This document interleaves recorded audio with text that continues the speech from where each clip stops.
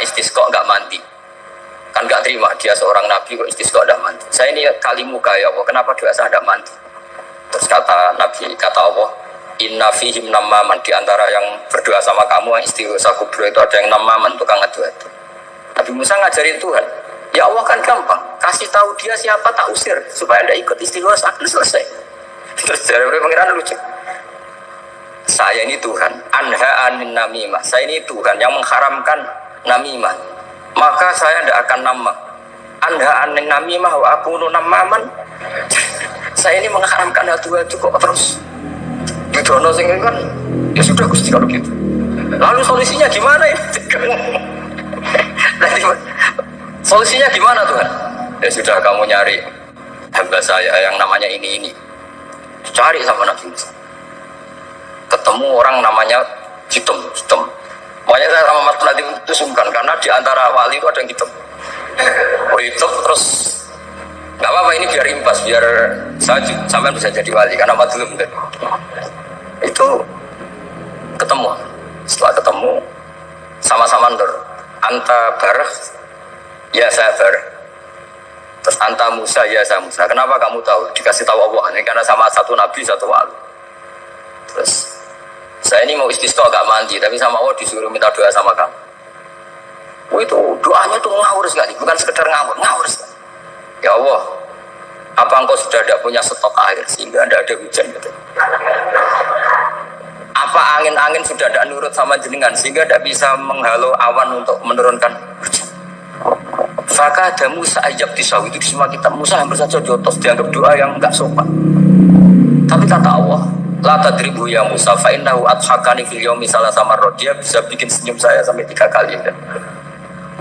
Lu soal mereka maksiatuhum la tadruka, maksiat mereka itu tidak ngefek ke engkau, kok jangan pertimbangkan. Maksiatuhum la tadruka. Akhirnya langsung hujan. Jadi kadang doa itu ada yang ngawur. Maksiatuhum, makanya saya itu kadang berani berdoa Indonesia aman. Secara fikih ya kadang orang agak ono-popo sing maksiat meneh, kadang yo mikir. Iya nak sing taat meneh, tapi kan kok ora ono-popo sing maksiat ya. Maksiat. Saya pernah ketika Jogja sering gempa itu pernah mau berdoa. Ya Allah semoga bebas dari gempa, tapi terus saya mikir. Memang kalau nggak ada gempa ya yang sholat aman, tapi yang maksiat juga daripada mengguri Allah sudahlah, tidak berani berdoa saja sudah Gusti ini dunia ini jangan pun terserah jenengan. Tapi saya sebagai orang muslim sing apian kan ya kepengen arham linnas. Boleh dalil lu kangelan, tapi gara-gara baca kibarek tadi maksiatuhum la tadurruka, maksiat mereka itu tidak bahaya bagi kita. Pun Gusti rasa kakean pertimbangan pun udan maut, udan langsung. Lagi-lagi karena baca. Termasuk di Al-Minanul Kubra itu ada cerita tentang Nabi Isa. Cerita itu tidak hoax, ini kata Imam Sa'roni. Ada orang itu perajin sepatu, perajin sandal. Ya Allah, engkau itu bilang butuh sandal ukuran berapa, nanti tak bikinkan. Engkau bilang kendaraan kamu apa, nanti saya masih fasilitasi ada ini. Pakaiannya kalau dames. Apa, pokoknya saya ingin khidmat sama jenengan. Terus Nabi Isa yang terkenal baik itu, ya faham mabibat sih, hampir saja dipukul. Terus kata Allah, jangan Isa, dia muji saya sesuai yang dia ketahui. Lagi-lagi baca. Jadi tidak bisa kita mengadili orang lain, ini kalimat ini tasbih wa bil khalqi, itu tidak bisa, tidak segampang itu. Kecuali yang ngomong orang-orang Mu'tazilah atau orang-orang Khawarij, mungkin kita lawan karena berdasar ilmu. Karena lugu rusak. Karena orang lugu itu gimana ya? Seperti Ahmad ditanya, kamu mukminah? Terus dites sama Nabi, aina Allah fa'asyarat ila sama, Allah di langit. Coba kalau kamu tauhidkan Allah la yakhullu fi makanin, berarti kan masalah itu karena Allah laisa kamitslihi. Saya juga pernah diprotes kiai, kenapa ada istilah senyum, istilah susah, padahal Allah gak pernah susah. Tak tanya gitu, saya kan sering bilang Allah susah, Allah apa, Gus kok gitu, padahal Allah kan tidak pernah. Tak tanya, kamu hafal Quran? Tidak. Ya sudah, baca aja ayat falamma asafunan taqamna minhu. Itu doire asafa itu kan asifa ya safu asafan. Diikutkan wazan afala berarti asafa yusifu. Berarti kayak dengan atal. Ya ata yati itianan, kalau ingin wazan afala kan ata yuti ita, sama dengan falamma asafu mongko sumangsani gawe susah sapa Fir'aun wa kaumu. Nah ini Fir'aun mari ribet, mari aku susah, aku pengiran jadi tandingi. Intakom namin rum kataku. Akhirnya dia itu bilang, boleh ning Quran yo istilah Allah susah. Iya sembol aku apal Quran dadi spontan bahasaku mbok salah mbok ora iki ana kembarane Quran. Sampean masih khusyuk ora hafal Quran akhirnya yo ngene iki kata saya. Akhirnya jebule ilmu itu penting wis suwe nek ilmu itu penting kata saya. Jadi ini lagi-lagi illa aliman au muta. Jadi saya tuh dapat barokahnya ilmu. Saya sebagai manusia ya takut mati, tapi tadi kalau kadang-kadang melihat mati itu roha min kulli syarrin. Kita ini meskipun nyun sewu sekarang tidak zina, tidak korupsi, potensi itu tetap ada. Dan yang bisa mengakhiri potensi itu apa coba? Al-maut. Sehingga Nabi mengajarkan kita itu gampang sekali dalam beragama. Ij'alil hayata ziyadatan li fi kulli khairin wal mauta rohatan li min kulli syarr. Lagi-lagi ilmu yang menyelamatkan kita itu. Sehingga Umar bin Abdul Aziz ketika mau meninggal, semua keluarganya nangis. Dia tanya, kenapa kamu menangis? Karena engkau mau meninggal. Memangnya setelah saya meninggal mau kemana? Ila Rabbin Karim, ila Rabbin Rahim. Jadi segampang itu untuk melihat. Nah, tapi kalau kita tidak baca, seakan-akan wah mati ngeri nak mlebu neraka piye. Seakan-akan di alam sana hanya ada neraka. Padahal anak idadzoni abdiki. Daripada nganggep neraka masalah atau eling pangeran ini. Lagi-lagi baca. La yamutan ahadukum illa wa yusinuduna billah. Jangan sampai seseorang mati kecuali dalam keadaan husnudon sama. Saya tuh masih ingat kejadian pas bapak gerah itu tak antar ke Karyadi di Semarang. Itu mau kabudut itu cek guyon. Jong ape mati kok gue ning hotel karena di pavilion. Sebelum mau kabudut itu cek mau khataman Quran, baca sabda khataman. Terus tak khataman Quran, terus rasa nangis, aku husnul khotimah, terus kabudut. Terus kok enak maksudnya, santai maksudnya enggak. Ya relax aja. Seperti bangun itu dulu, saya tuh ya aku bela wafati sering ketemu. Ya ada hanya saya, tentu banyak orang sering ketemu beliau. Jadi bangun, aku nak mati Selasa berarti aku wong alim, nak mati Jumat berarti aku wali. Apa enak kabeh? Saya ingin tanya, nak setu bah tahap kan? Tapi kok potongannya orang pantas itu.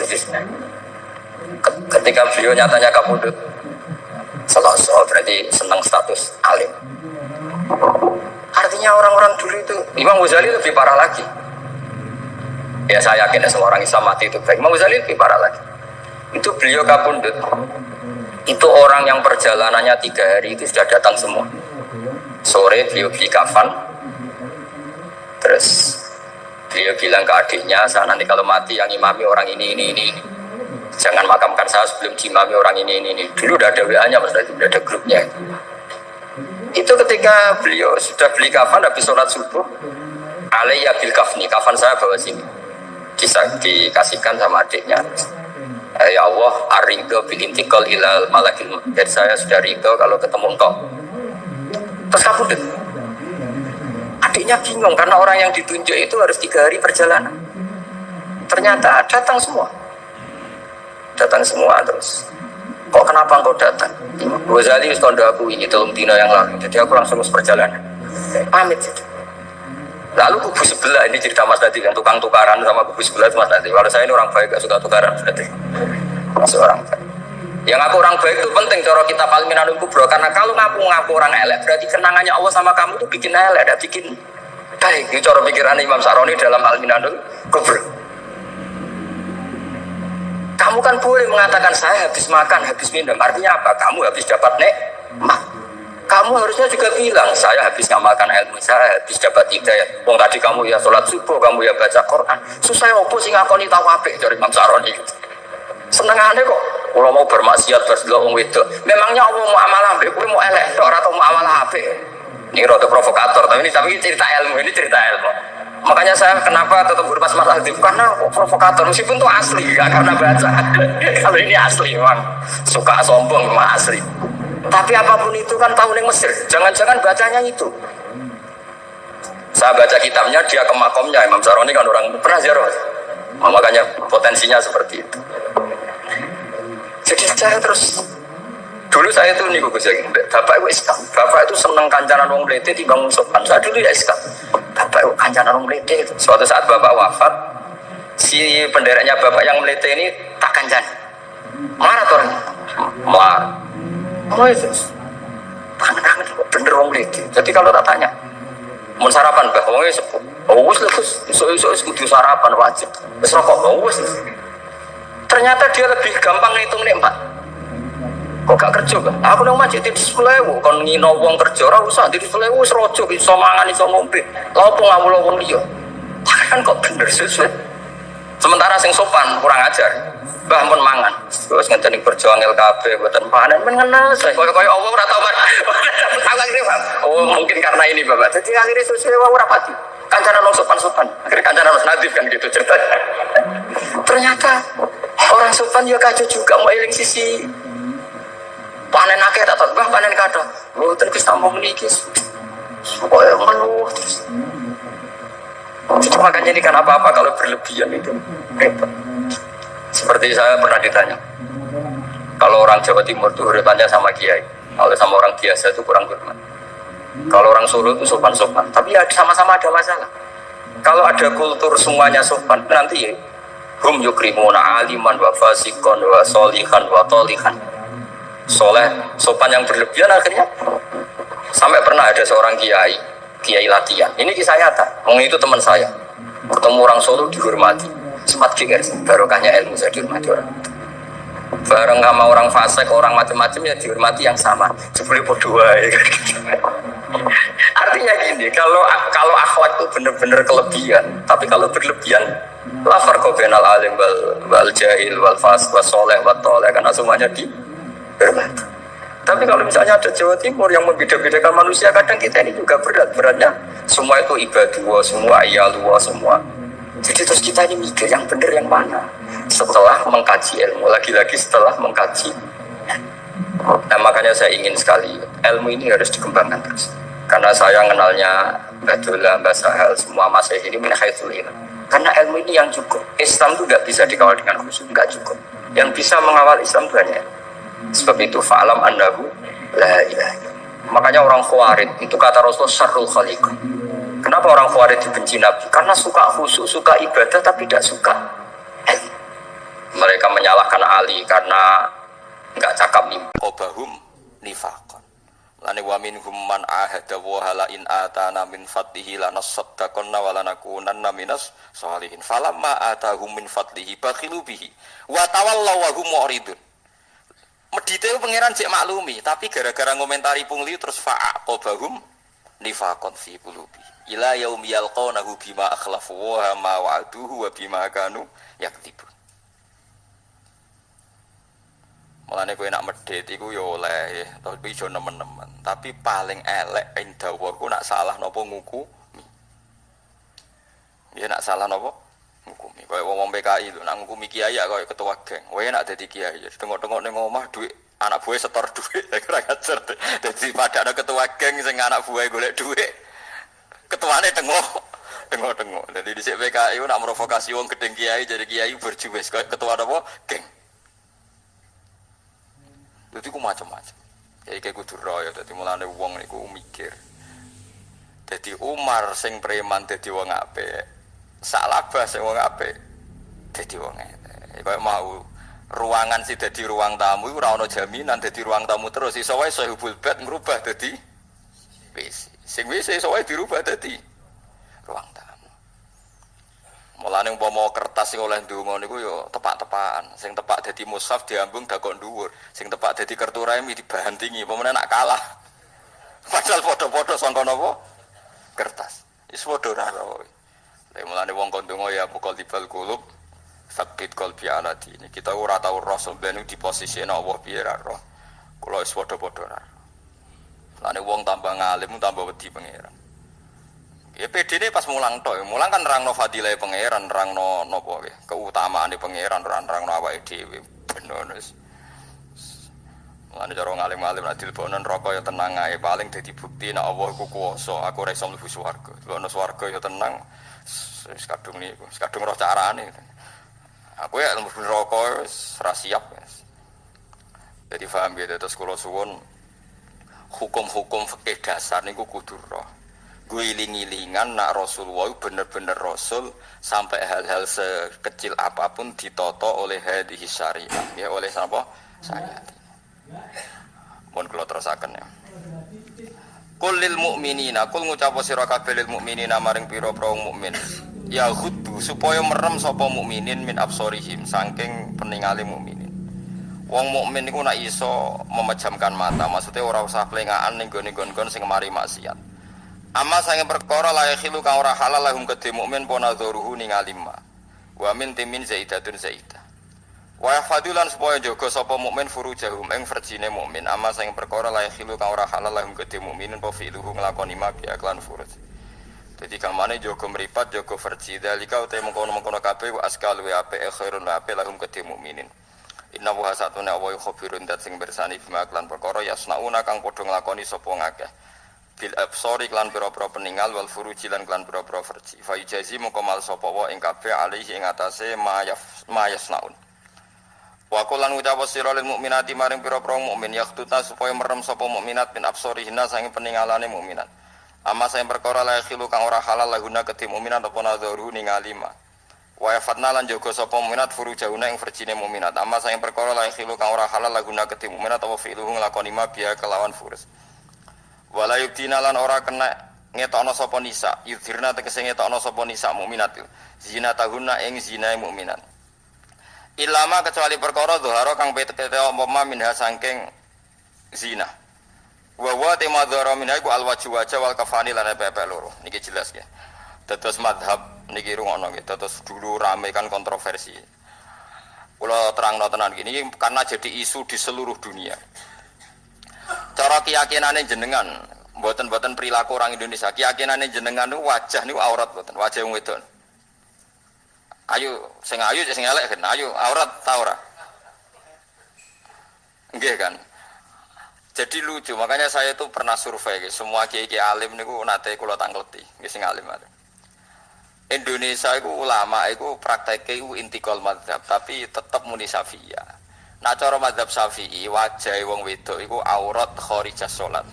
Jadi wong wedok nak salat iku wajahnya gak aurat, tapi di luar salat aurat. Sehingga seharusnya semua kiai Indonesia ya cadaran mergo mazhab napa? Syafi'i. Tapi prakteknya semua ulama Indonesia itu mazhabnya Hanafi. Jadi bojone, putri-putrine, santrine udah biasa jilbaban biasa wajahnya ketok.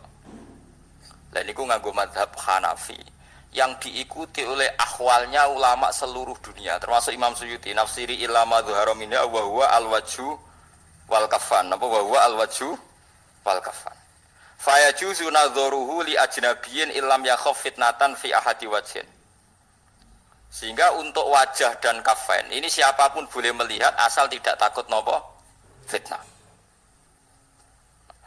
Tapi selama ini orang-orang tuh salah mikir. Nak kulon alhamdulillah mboten salah. Fitnah iku cara wong-wong kan delok wong ayu rawan fitnah terus eling ra iso turu. Takono rugen apa ngono kowe paham nggih. Nak cara kula fitnah iku loro-lorone. Gini iku sing darane fitnah mari dosa kowe delok wong ayu rawan syahwat, delok wong elek rawan ngenyek. Sadar wong kukulen wong kok kukule kok elek ngono. Lha iku umpama terdengar oleh orang itu ya muring-muring kan. Allah ya ora rido mergo kawulane napa dinya. Kowe kancanan wong sugih ya fitnah, mari toma arep-arep dikei dhuwit. Kancanan wong melarat memperbudak. Lha iku hukume Quran nggih kados kula sing ngomong niki, wa balawna bil hasanati wasayyi'at wa nabluukum bisyarri wal khairi fitnah. Kowe ngadepi wong apik ya coba, ngadepi wong elek. Ayo jajal kowe saiki ketemu wong ayu terus syahwat dosa. Wis ditulis ruhin dosa syahwat roh wong ayu. Bareng roh wong elek kriting elek untune metu. Wong kok elek kok nganti ngono. Iku apa ya ora rido. Lah selama ini orang ngira coba iku nak delok wong ayo. Wong ngira nak kiai elek kancanan sugih mergo mari toma. Lho kancanan wong melarat sing memperbudak ya akeh nganti ra kober ngurusi urusane dhewe men dikongkon. Lho kula kula sering roh tokoh-tokoh ngoten niku wong melarat golek mangan go bojone kangelan tapi dina dikongkon. Mbek kiai ini mbok dikongkon nata kembang hal-hal yang di keluarganya dia itu tidak penting. Tapi karena dia tokoh, omah aksesoris itu penting. Oh itu kriminal cara kula. Jadi kue kancanan wong sugih rawan tomak, nak wong melarat rawan apa memperbudak. Kancanan wong ayu rawan syahwat, wong elek rawan ngenyek. Padahal padha elek. Lah yo ngenyek ya elek, syahwat ya elek.